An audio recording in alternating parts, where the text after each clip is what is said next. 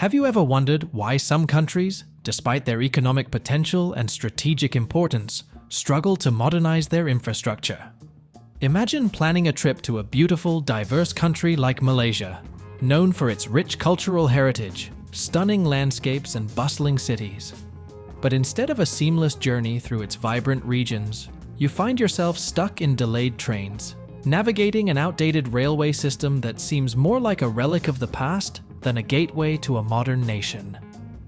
Why is it that a country like Malaysia, which heavily relies on tourism as a vital economic pillar, faces such challenges in upgrading its transportation infrastructure? Today, we dive deep into Malaysia's ambitious plans to revamp its railway system and explore why China, rather than Japan, is at the forefront of this transformation.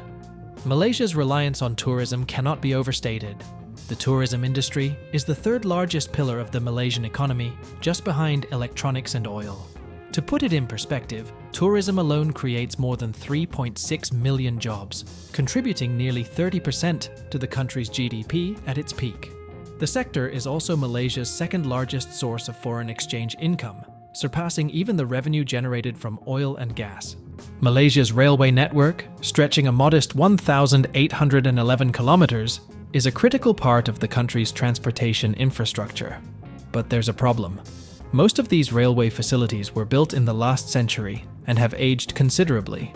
Over time, the wear and tear have taken their toll, leading to frequent breakdowns and delays. These issues don't just inconvenience the millions of tourists who visit Malaysia each year, they also impact the daily lives of locals and have a significant negative effect on the economy. For a country that prides itself on being a top tourist destination, the outdated railway system is a glaring weakness. Recognizing the need for urgent improvements, the Malaysian government has set in motion an ambitious plan to overhaul the country's railway system. Earlier this year, they announced a significant initiative: the introduction of 62 new passenger trains through a lease agreement with China. The estimated cost of this project is around $2.4 billion, a hefty investment, but one that Malaysia believes is necessary to modernize its transportation infrastructure and boost its economy. But why did Malaysia choose to partner with China for this crucial project? To understand this decision, we need to look back at the history of Malaysia's railway development and its recent collaborations. In 2015, China's CRRC Corporation established its first overseas manufacturing base in Malaysia, marking a significant milestone in the country's rail transportation capabilities. This move made Malaysia the first nation in the ASEAN region capable of producing rail transportation equipment domestically. Since then, Malaysia has increasingly relied on Chinese technology and expertise to modernize its railways. Today, an astounding 90% of Malaysia's trains are made in China. This close relationship has provided Malaysia with access to cutting-edge rail technology and has positioned China as a key partner in Malaysia's infrastructure development. China's involvement in Malaysia's railway system is not just about supplying trains. It's a comprehensive partnership that includes technology transfer, local manufacturing, and training for Malaysian engineers and technicians.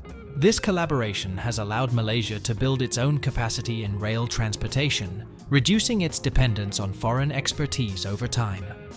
For Malaysia, partnering with China is about more than just acquiring new trains. It's about building a sustainable, long-term infrastructure strategy that supports the country's economic growth and development. However, the decision to partner with China has not been without controversy. Japan, a country with a long history of excellence in railway technology, was also in the running for the project. Japan's Shinkansen, the world's first high-speed train, revolutionized rail travel when it was introduced in 1964. For decades, Japan set the global standard for railway safety, reliability, and efficiency. The Shinkansen system became a symbol of Japan's technological prowess. In recent years, Japan's dominance in the global railway industry has begun to wane. While the Shinkansen remains a marvel of engineering, Japan has struggled to keep pace with technological advancements and the growing demands of international markets. This was evident in Japan's withdrawal from the bidding process for the Singapore-Malaysia high-speed rail project earlier this year. This project, which aimed to connect Singapore with Malaysia's capital, Kuala Lumpur, through a high-speed rail line, was seen as a critical opportunity for Japan to reassert its influence in Southeast Asia. Japan's withdrawal from the Singapore-Malaysia high-speed rail project was a significant setback, but it was not an isolated incident. Japan has faced similar challenges in other Southeast Asian markets, including Vietnam, where the North-South high-speed rail project has been plagued by delays and cost overruns. In contrast, China has rapidly expanded its influence in the global railway market. Over the past decade, China has invested heavily in developing its high-speed rail technology and has successfully exported this expertise to countries around the world. Malaysia's decision to partner with China for its railway modernization project is a reflection of these broader global trends. By choosing China, Malaysia gains access to advanced railway technology and benefits from China's extensive experience in infrastructure development. The Malaysian government remains confident that its partnership with China will pay off. The first phase of the project, scheduled to run from 2024 to 2027, will see the introduction of 62 new passenger trains, including electric and diesel multiple units. The goal is to increase the country's train service coverage from the current 30% to 55% by 2027, with further improvements planned for the following years. By 2030, the Malaysian government hopes to increase the utilization rate of the national railway tracks to 80%, significantly boosting the efficiency and reliability of the country's transportation system. The decision to partner with China is also part of Malaysia's broader strategy to enhance its public transportation infrastructure. By modernizing the railway system, Malaysia aims to reduce traffic congestion in its cities, lower greenhouse gas emissions, and support the sustainable development of its economy.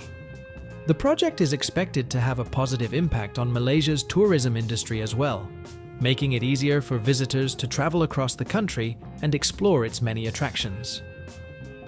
The partnership with China represents a significant shift in Malaysia's approach to infrastructure development, one that prioritizes technological innovation, local capacity building, and long-term sustainability. If successful, the project could serve as a model for other countries in Southeast Asia and beyond, demonstrating the benefits of strategic partnerships in addressing the challenges of modern infrastructure development. So, is Malaysia right to choose China for its railway modernization project? Only time will tell. But as the first new trains roll out onto Malaysia's tracks in the coming years, the success of this partnership will be measured not just in dollars and cents, but in the improved quality of life for the millions of people who rely on the country's transportation system every day.